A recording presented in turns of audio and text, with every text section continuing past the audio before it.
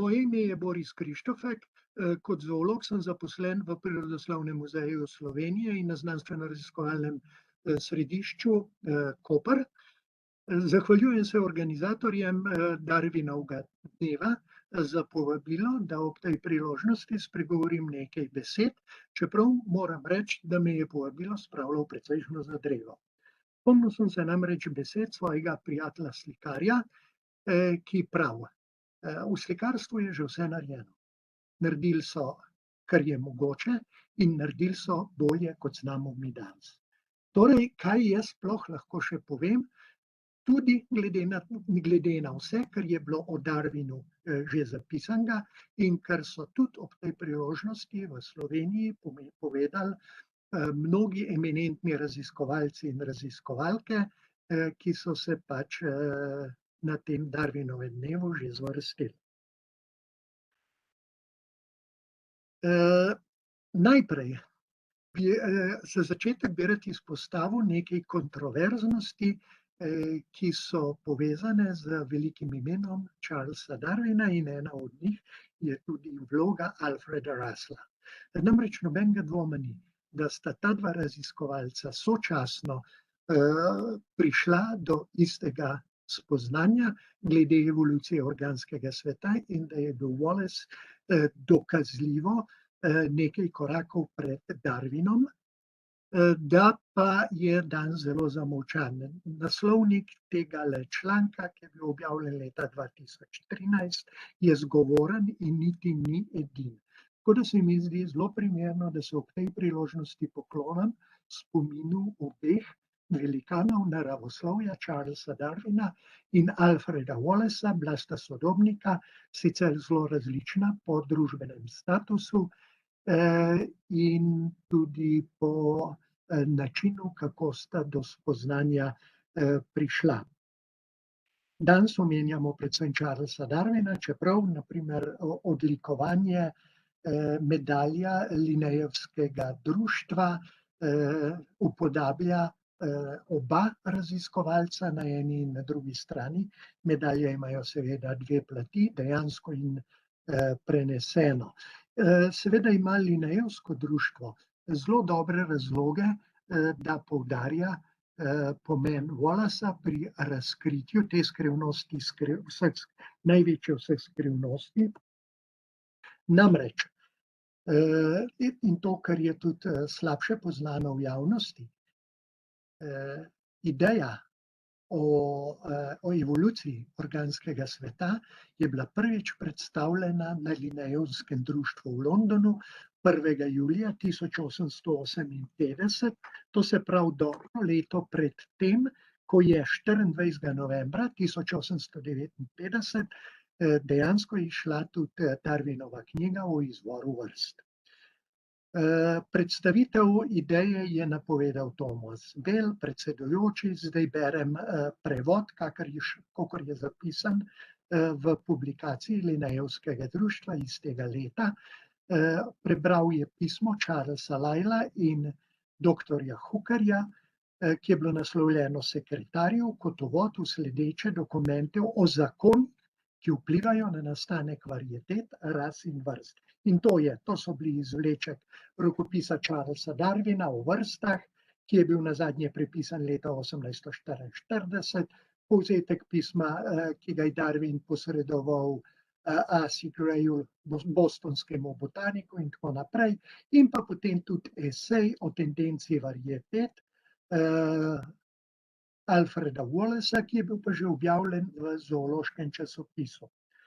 No, in to je bil začetek te ideje. Zanimivo je, da ideje nista predstavila sama raziskovalca. Alfred Wallace je bil takrat v Malajskem arhipelagu, Charles Darwin se pa iz precej nepojasnjenih razlogov predstavitve ni udeležil. Predstavila sta dva znamenita naravoslovca tistega časa, geolog Lyell in pa botanik Hooker. In kar je morda še bolj presenetljivo, ta predstavitev ni vzbudila nekega posebnega vznemirjanja. Moralo je preteči dobro leto do 24.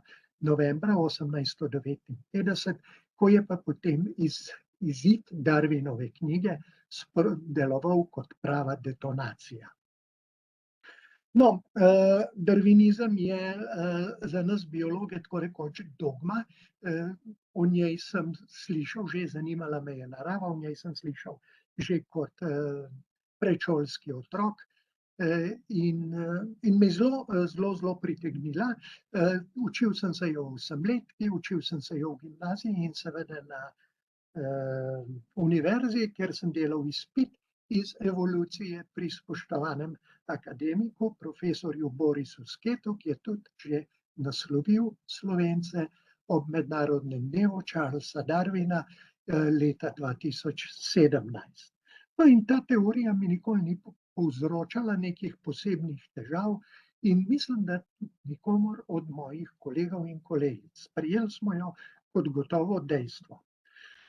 No, poznal sem površno vsaj tudi argumente, tiste nasprotne strani, vedel sem za to kontradikcijo med darvinisti in kreacionisti. Izraz kreacionist je prvi uporabil že sam Charles Darwin. No in seveda kreacionisti so si mi zdeli, ne da bi želel biti žaljiv, podobni tistim goskam, ki gredo za prvo sliko, ki jo vidijo, v tem primeru gredo za človekom, ki je prvi tudi uporabil izraz imprinting, Konradom Lorencem, in seveda ne da bi razmišljali tudi o drugih možnostih.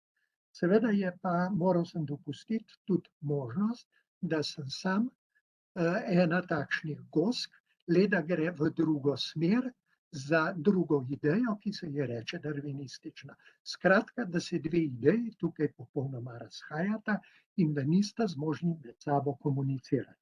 Tako da sem bil prav vesel, po letu 2000 se je začelo govoriti veliko o tem, da ima kreacionizem, da je kreacionizem prišel do neke nove teorije, ki pa je dejansko resna alternativa darvinizmu in želel sem si jo videti. No in nekako nisem prišel do tega teksta in potem se je zgodilo zelo nepričakovano. Z ženo sva bila v Istanbulu, zelo starem mestu, v najstarejšem delu mesta, tukaj le na gričih, kjer so ta svetišča velika in spodaj, kot odraz tradicije, spodaj je pa železniška postaja Orient Expressa, se pravi simbol modernizma. No in v tem tradicionalnem okolju sem potem videl nepričakovano modernistično knjigarno, vso v steklu in kovini, in v njej eno knjigo, ki je takoj pritegnila mojo pozornost. Namreč bila je v angleščini, dokaj nenavadno za Turčijo tistega časa. Naslov je bil Evolucijska prevara s podnaslovom Znanstveni zlom darvinizma in njegovo ideološko ozadje. Kupil sem jo, ne da bi sploh preveril vsebino, in avtor je Harun Jaja, kar je psevdonim za Adnana Oktokarja. Tisto knjigo sem odložil še isti večer, ker sem videl, da gre dejansko za ponavljanje kreacionističnih argumentov brez vsebine in začel me je tudi zanimati sam avtor, no, oziroma že v knjigi sem videl, da je izjemno propulziven in produktiven pisac, tako da je napisal tudi številne knjige s povsem ideološko in pa politično ali pa recimo delno zgodovinsko vsebino. Naprimer, v tem času je bila aktualna zarota proti muslimanom, kot je Adnan Oktar to interpretiral, ali pa pač o ideji o islamski državi med Mediteranom in kitajskim Xinjiangom in tako naprej. Skratka, o protiargumentih darvinistični evoluciji se nisem naučil veliko, sem pa spoznal drugo ideološko plat tega kreacionističnega gibanja. Kasneje, zelo kmalu sem potem tudi našel Atlase kreacije, to so zelo debele in luksuzno opremljene knjige, ki jih Adnan Oktar velikodušno pošilja okrog brezplačno Gre za zelo drage stvari, to pomeni, da je tu zadaj tudi veliko denarja za tele knjige. To je pred nami je avtor, Harun Jaja, in ne bi se čudil, da so vse knjige, ki so zložene za njim, tudi dejansko njegove oziroma avtorske ali kompilacijske. No, v glavnem, iz vsega skupaj sem se naučil zelo malo o darwinistični evoluciji in zelo veliko o nasprotni strani.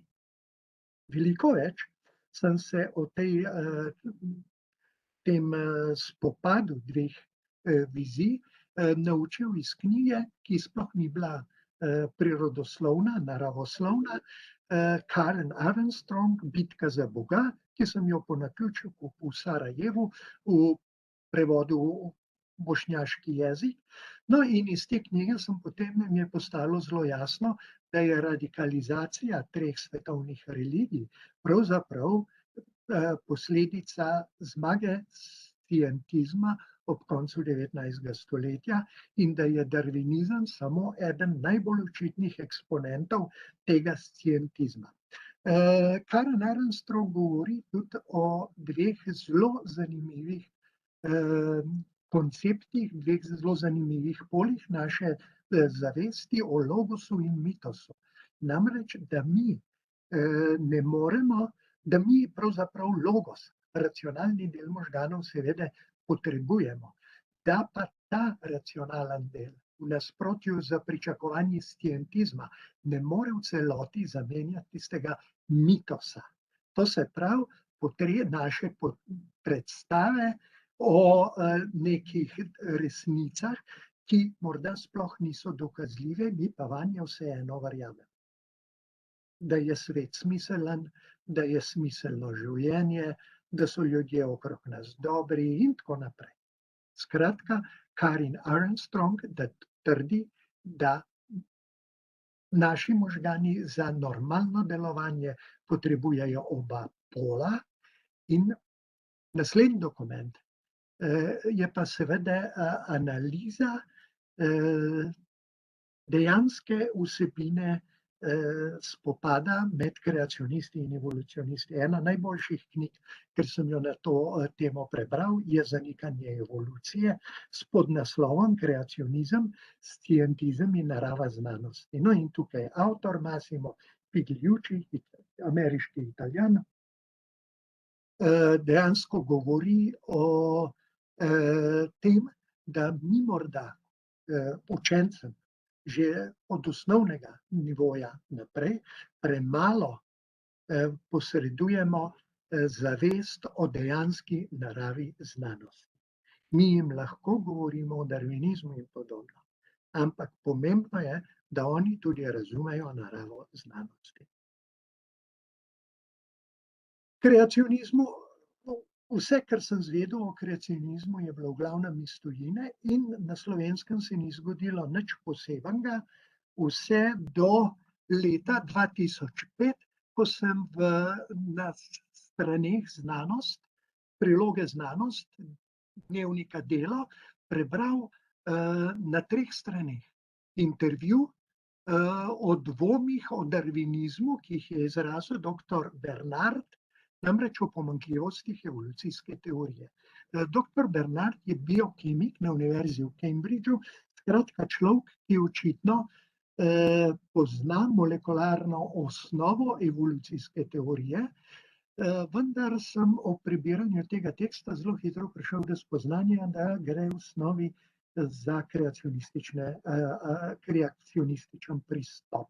Zelo malo argumentacije, veliko slabo osnovanega vzbujanja dvomov, zelo malo alternativ in to me je nagnalo, da sem šel brskati po spletu in na tejle strani sem našel, da je gospod pravzaprav odbornik nekega združenja Biblical Creation Ministries in še danes je na istem linku podobna skupnost, le da je tokrat označena kot društvo.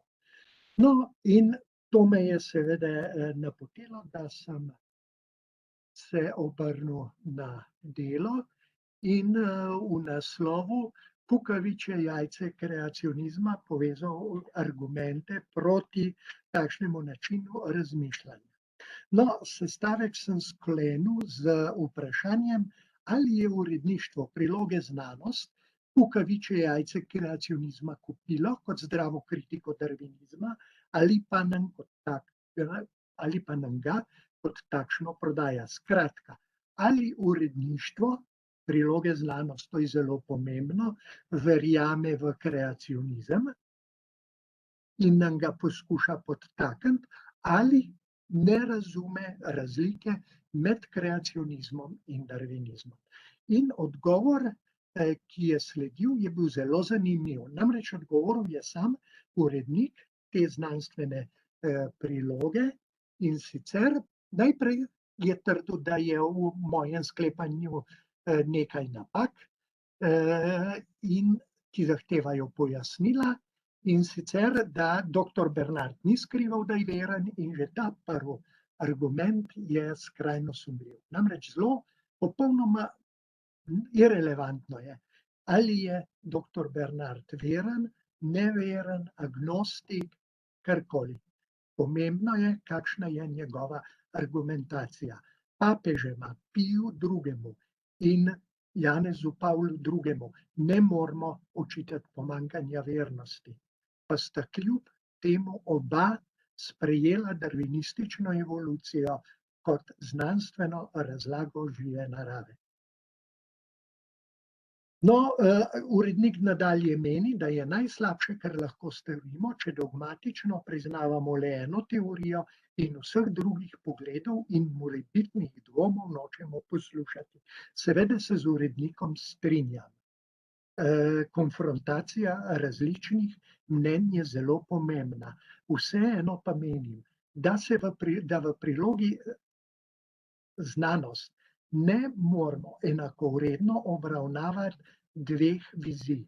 Ene znanstvene, ki lahko rečemo teorija, ima te lastnosti, značilnosti teorija, in druge, ki je utemeljena na religiji in je ni mogoče podvreči znanstvenemu preverjanju. To je zelo pomembna razlika. No, sicer ta majčkena polemika ni imela nikakršnega odmeva in tudi kasneje Slovenci, nekako se mi zdi, brez težav darvinizem, to idejo o spremenljivosti narave sprejemamo brez težav. Darvinistična teorija temelji na treh zelo preprostih stebrih, ki jim rečemo variabilnost, hiperprodukcija in selekcija. In interakcija teh treh spremenljivk potem poganja evolucijo. Sami temelji so izredno preprosti in brez težav so nam jih razložili že osemletke. Vendar Darwin in Wallaceov čas ni razmišljal v okviru takšnih interakcij. V Darwinu in Wallaceov čas je bil sicer čas znanosti, zmagoslavja, triumfa znanosti. Kljub temu sta se pa v njem obdržali dve intelektualni sledi srednjega veka. Biblija, dokument, ki je nastal po diktatu Svetega Duha, in knjiga narave, ki je nastala kot uresničenje Božjega ukaza o stvaritvi narave. In zlasti v viktorijanski Angliji je Biblija veljala za temelj moralnosti in viktorijanska družba, še posebej v drugi polovici 19. stoletja, je bila zelo moralna ali pa vsaj moralistična. No, nas bo zdaj bolj zanimala knjiga narave, Liber Nature, iz katere sta potem v renesansi izšla znanost in pa naravna teologija. Poglejmo si najprej znanost. Znanost se v renesansi razide na historio naturalis in pa na filozofijo naturalis. Filozofijo narave, katero se zanimajo predvsem procesi v naravi in opažanja teh procesov preverja z eksperimenti. Iz nje nastane to, čemur danes pravimo naravoslovne znanosti, fizika in kemija. Na drugi strani je pa historia naturalis, natural history dance ali prirodoslovje, prirodopis, izraz, za katerega Slovenci niti nimamo pravega izraza, ampak pomislimo, da mi govorimo o fakulteti za naravoslovje in govorimo o Prirodoslovnem muzeju Slovenije. Skratka, ta dva termina vseeno ločujemo. No in ko je termin historia naturalis nastal, je historija pomenila vpis. Gre torej za vpis narave in prirodopis je dejansko to počel, vpisoval fauno, floro, gejo in jo primerjal. V Darwinovem času so bili ljudje, ki so se ukvarjali s filozofijo narave, že znanstveniki, naravoslovci. Medtem ko so bili ljudje, ki so prakticirali prirodopis, prirodoslovci ali angleško naturalist. In Darwin in Wallace sta bila prirodoslovca. Oba. Darwin je deloval kot, danes bi rekli, muzejski kustos, kot kabinetni raziskovalec, v to nas najbolj prepriča njegova monografija ciripednih rakov, rakov vitičnjakov.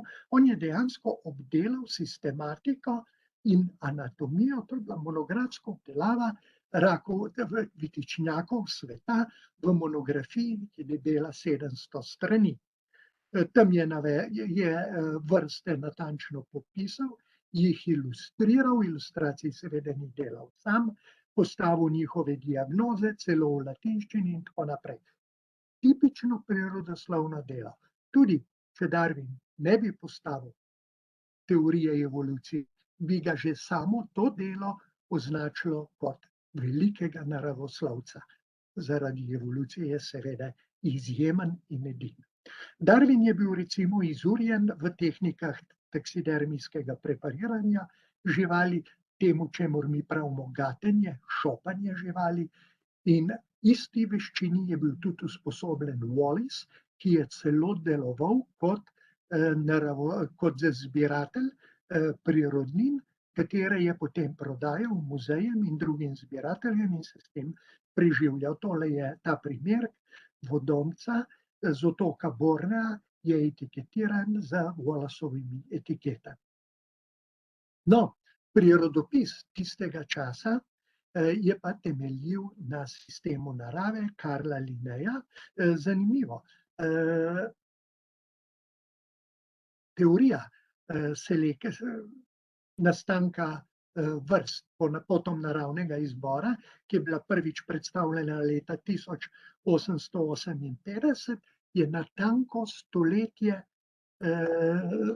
se je pojavila natanko stoletje kasneje kot 10. izdaja Sistema Nature, ki je temeljno delo za zoološko klasifikacijo.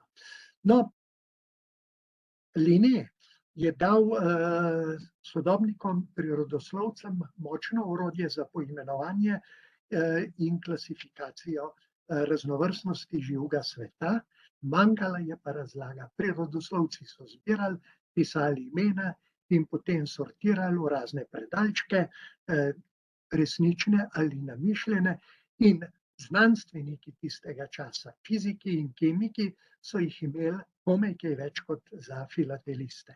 Skratka, manjkala je neka vseobsegajoča teorija, kakršna je bila na primer gravitacijska teorija Isaaca Newtona.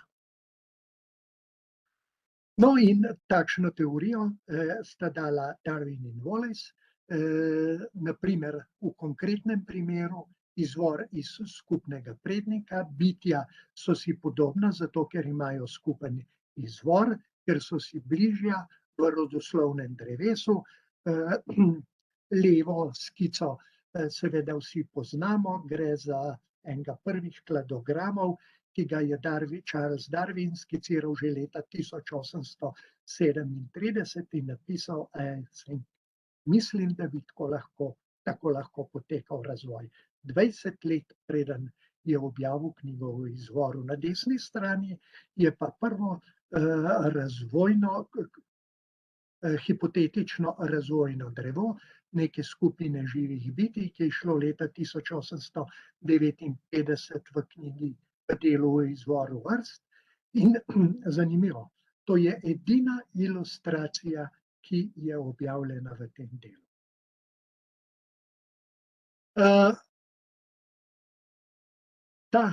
Takšni prikazi sorodnosti med živimi bitji se uporabljajo danes bolj kot kdajkoli v preteklosti. Na njih temelji eden največjih biodiverzitetnih projektov, drevo življenja. Ko si prirodoslovna znanost prizadeva, da bi prav vsako bitje uvrstila v rodoslovno drevo. Gre za gigantski projekt. Omenili smo že, da Darwinova teorija dejansko temelji na 3 stebrih, iz katere izhaja tudi ta teza o skupnem izvoru. In to so variabilnost, hiperprodukcija in selekcija. Vse zelo lahko razumemo. Variabilnost, golobčki se izvalijo, ki imajo v repu eno pero več, kot ga je imel prednik in tako naprej. Ampak ta koncept variabilnosti je bil v Darwinovem času izjemno problematičen. Bolj problematičen kot katerikoli od teh 3 temeljev. Namreč linejevska biologija je temeljila na idealistični platonski filozofiji, ki je razumevala konkretne živali in rastline le kot odseve nekega popolnega abstraktnega tipa, ideje. Torej, variabilnost je bila napaka, do katere je prišlo pri preslikavi popolnega tipa, popolne ideje v konkreten osebek. Variabilnost kot anomalija, kot napaka živega sveta. Darwin in Wallace sta morala ta koncept obrniti na glavo in pokazati, da je variabilnost temeljna značilnost živega sveta, ki tudi daje material za naravno selekcijo. Darwinov čas je tudi v celoti obvladovala naravna teologija. Namreč zagovarjala je mnenje, da Boga lahko odkrijemo bodisi s prebiranjem Svetega pisma ali proučevanjem knjige narave, luči narave, in glede na to, da je avtoristi, nas bo eno in drugo početje pripeljalo do identičnega zaključka. V Darwinovem času je bila splošno znana in izjemno vplivna knjiga Naravna teologija Williama Paleya, ki je bil nadškof v Carlesliju. Paley je umrl nekaj let, preden se je Darwin rodil, njegova knjiga je pa preživela in še danes iz nje črpa obilno tudi kreacionizem. No, Darwin je Paleya zelo dobro poznal, izjemno spoštoval njegovo logiko dokazovanja. Paley je bil privrženec utilitaristične etike, namreč njegovi zaključki so bili: Bog omogoča splošno srečo vseh bitij in zahvaljujoč stvarniku so bitja popolno prilagojena okolju. Skratka, svet okrog nas je smiselen in urejen. Darwin je, preden je sploh prišel do sestave vse 3 temelje svoje evolucijske teorije, pisal na primer prijatelju Hookerju o okornih, potratnih in grozljivo krutih naravnih procesih. Naravni procesi niso urejeni, logični, smiselni, temveč vse prej kot to. Darwin je govoril o izjemni krutosti v naravi, na primer najezdniki, ki zaležejo svoja jajčeca v ličinke žuželk, v tem primeru metuljev. V ličinki se za časa njenega življenja razvijajo ličinke parazita, ki potem gostitelja počasi izjeda, je živega pri živem telesu. Ko ga izčrpa do konca, ličinke zležejo na površje, se zabubijo, končajo razvoj in tako naprej. Ampak to ni samo ena vrsta, to ni izjema v naravi. Takšnih vrst je ogromno iz različnih sistematskih skupin kožokrilcev in Darwin se je spraševal, kako je mogoče, da bi nek dobrohoten stvarnik sploh ustvaril takšno živo bitje. Tudi konec koncev že samo proučevanje Vitičnjakov je sprožilo razna vprašanja, na katera je bilo zelo težko odgovoriti. Zakaj jih je stvarnik sploh ustvaril tako zelo veliko? Zakaj je pravzaprav izgubljal čas za vsemi temi detajli ornamentov v teh njihovih apnenčastih ploščicah? Zakaj jih konec koncev ni naredil po istem kopitu? Vitičnjaki so večinoma gonohoristi, se pravi, obstajajo samci in samice, kar se nam zdi normalno. Nekateri so dvospolniki, hermafroditi, kar v redu, obstaja v naravi. Nekateri so pa še bolj aberrantni, pa pri njih srečamo samo samce in pa hermafrodite, in ti hermafroditi delujejo kot samice. Skratka, kako bi nekdo, ki je ustvarjal naravo po nekem načrtu, zakaj bi se zapletal v takšne bizarnosti? Takšnih vprašanj je bilo veliko in kot vemo danes, seveda, je nanje odgovorila evolucija. Če danes vprašamo človeka, ali pa ljudi, ki se ne ukvarjajo posebej z naravoslovjem, jaz sem vprašal nekaj svojih prijateljev, kaj jim pomeni darvinizem, in odgovarjajo evolucija ali pa izvor človeka. Oboje je na nek način res, nikjer pa Darwin ni bil prvi. V evoluciji so govorili že antični prirodoslovci, filozofi, in v evoluciji se je na veliko govorili tudi vse od renesanse naprej, po tvorih, se je svobodno razpravljalo. Bila je pa ena pomembna razlika med Darwin-Wallaceovo evolucijo in evolucijske koncepte pred njima. Namreč Darwinova evolucija je, tako so jo doživljali sodobniki, kaotičen boj za obstanek, skratka kremplji in čekani. To je nek proces, ki ga ne usmerja notranja smiselna sila, ki nima končnega cilja. Gre samo za preživetje najsposobnejših, najbolj surovih in popolnoma nič drugega. Njeno nasprotje je bila evolucija Lamarcka. Lamarck je bil velik naravoslovec svojega časa, približno pol stoletja pred Darwinom, in zelo pogosto njegov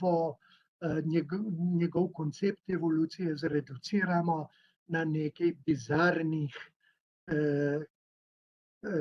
zaključkov.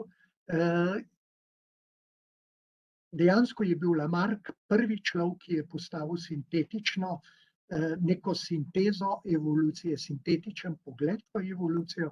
Na sliki ga vidimo v poznih letih, ko je bil oslepel in je, čeprav zelo visok aristokrat, popolnoma obubožal.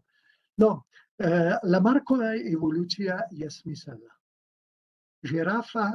Narava teži k popolnosti. Žirafa steguje glavo, podaljšuje vrat, skratka je vse bolje prilagojena na svoje okolje, in Lamarckovih sodobnikov niti ni motilo, da bi Bog žirafa ustvaril nepopolno.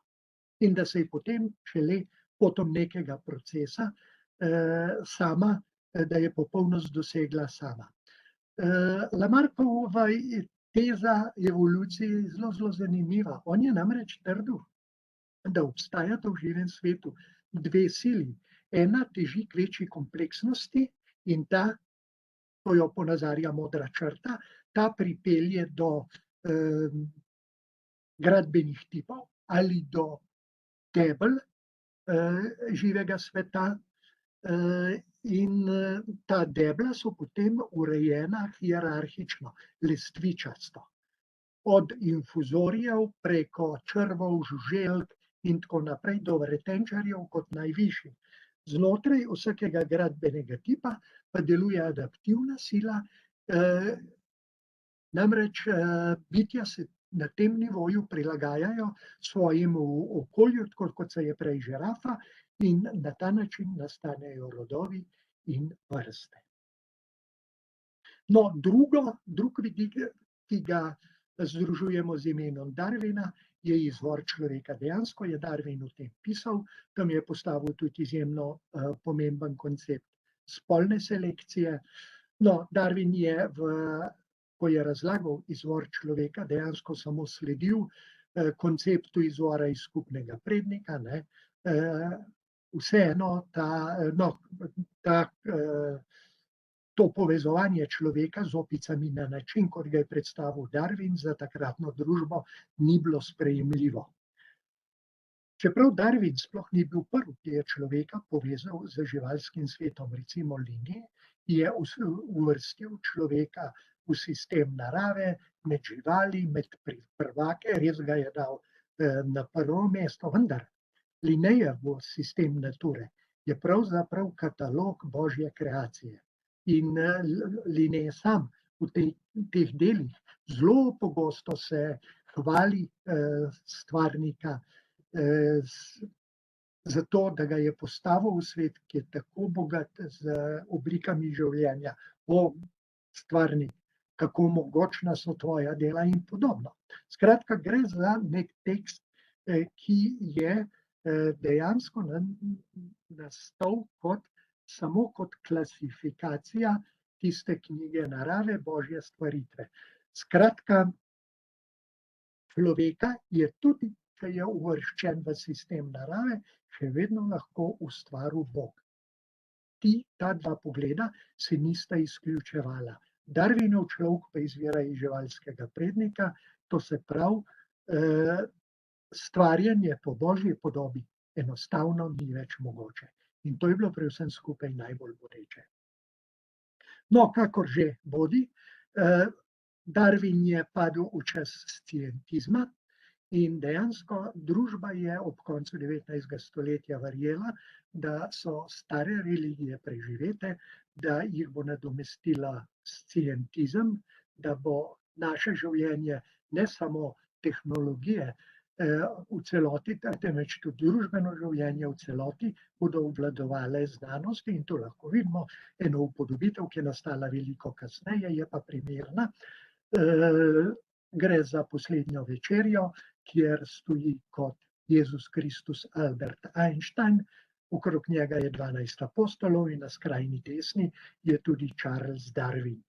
In sploh ni edini biolog, ki tukaj sedi. No, in dejansko Darwinovemu času so sledil zlom družbe 19. stoletja, ki se je zdela urejena, ki je delovala urejeno. Sledila je velika vojna, prva svetovna vojna, ki je bila nepojmljiva morija, sledila je oktobrska revolucija, socialistična revolucija in kmalu potem je sledil vzpon fašizma. Vsaj nekatere v teh ideologij, zlasti marksizem, komunizem, socializem in pa fašizem in nacizem so se spogledovali tudi z darwinizmom, kot da je bil za splošno javnost ta koncept Darwina in Wallaca še toliko bolj moteč. Ljudje so po koncu prve svetovne vojne govorili, seveda, pred Darwinom smo bili bratje in sestre, zdaj smo pa postali zveri, ki med seboj obračunavajo s kremplji in zobmi, kdo bo preživel na račun drugega. Skratka, divji boj za preživetje. No, in to je dejansko to, kar v darwinizmu vidijo kreacionisti. Harun Jaja je tukaj zelo zgovoren. Darwinizem je položil temelje Hitlerjevemu in Mussolinijevu fašizmu in Stalinovemu komunizmu. Skratka, vsa zla tega sveta izvirajo iz debla evolucionizma, evolucije.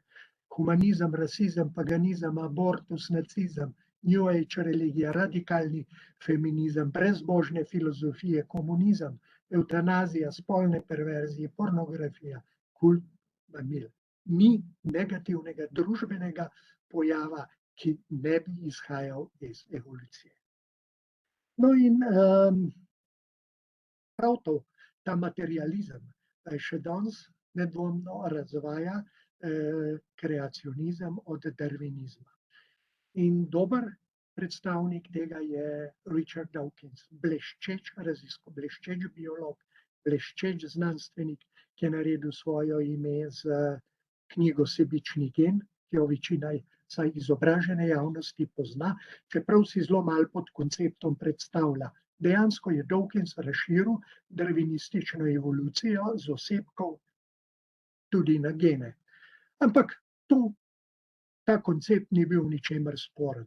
Dawkins je nadaljeval kot popularizator darwinizma, briljanten pisec, logičen, argumentiran, no in zdaj je pa tudi vse bolj zelo radikalen materialist. Ena njegovih novejših knjig je Bog kot zabloda, v kateri argumentirano dokazuje to, kar govori že naslov. In ta materializem je dejansko zelo moteč, ne samo za tradicionalno religiozne skupine, temveč pogosto tudi za naravoslovce, ki sicer z sprejemanjem darwinizma nimajo težav, vsaj dokler ga ohranimo na nivoju naravoslovja. Tako da zelo pogosto moji prijatelji, naravoslovci, če že nanese beseda na Dawkinsa, zamahnejo z roko, pravijo, Dawkins gre predaleč. Čeprav ponovno njegovim argumentom ni mogoče oporekati. Ampak ne pozabimo, to, kar govori Karen Armstrong, ki smo jo omenili na začetku, naši možgani imajo dva pola. Imajo racionalnega in imajo mitičnega. In če moj racionalen del Dawkinsove teze sprejme brez težav, ima moj mitičen del lahko s tem velik problem. No in dejansko, mi se nekako ne moremo odreči tistim starim konceptom, ki segajo v srednji vek in v antiko, starim konceptom o urejenosti, o simetriji narave, sveta nasploh in narave posebej. Tale rekonstrukcija evolucije živalskega sveta je nastala leta 1911, objavil jo je dunajski zoolog Haček, za nas zanimiv tudi zato, ker je bil univerzitetni učitelj enega naših največjih naravoslovcev, Jovana Hadžija, sicer srbskega rodu. No in iz tega drevesa zelo lepo vidimo, da se Haček nikakor ni mogel utresti predstavi o simetriji sveta. Po eni strani obe glavni evolucijski liniji, razvojni liniji živali sta popolnoma simetrični in tudi evolucija je bila lestvičasta, kakršno je predvidel Lamarck, čeprav ne smemo pozabiti, Haček je bil privrženec darwinizma in je zelo dobro poznal Haeckelov biogenetski zakon, skratka najboljšo znanost svojega časa. Šlo je tukaj za neke predsodke, neke utrjene predstave, ampak takšni koncepti niso omejeni samo na obdobje 100 let pred sedanjostjo, temveč jih gledamo tudi mi. Vtipkajte v Wikipedijo ekološko ravnovesje in dobili boste definicijo, da je to stabilno stanje v ekosistemu. In če slovenska Wikipedija zagovarja takšen pogled, to še ni najhujše. Najdemo ga tudi recimo na spletni strani ene najmočnejših naravovarstvenih nevladnih organizacij WWF, kaj je ecological balance, ravnotežje narave. Najpomembnejše je ohraniti ravnotežje v ekosistemu, medtem ko nam znanost, objektivna znanost jasno sporoča, da tako eksperiment kot matematično modeliranje kažeta, da so procesi v dinamičnem in odprtem ekosistemu tako kaotični, da dopuščajo le kratkotrajne napovedi. Skratka, naravno ravnotežje je popolna utvara. Tako da, jaz bi se vam zahvalil za pozornost in končal s upodobitvami spomenikov teh dveh največjih prirodoslovcev vseh časov, Charlesa Darwina in Alfreda Wallisa. Oba sta našla mesto v londonskem Prirodoslovnem muzeju. Charles Darwin nas čaka na vrhu stopnic v vhodni avli, Alfreda Wallisa so pa postavili na vrt, kajti svoje življenje je preživel kot aktiven prirodoslovec v naravi, kot sem rekel, preživljal se je s komercialnim zbiranjem prirodnin. No, in tudi Alfred Wallis je našel svoje mesto veliko za Darwinom in to je morda lahko tudi namig, da se mi, kadar se spomnimo Darwina, ne pozabimo, da je do enakega spoznanja prišel še en drug naravoslovec, katerega življenjska pot je bila veliko težja od Darwinove. Hvala za pozornost.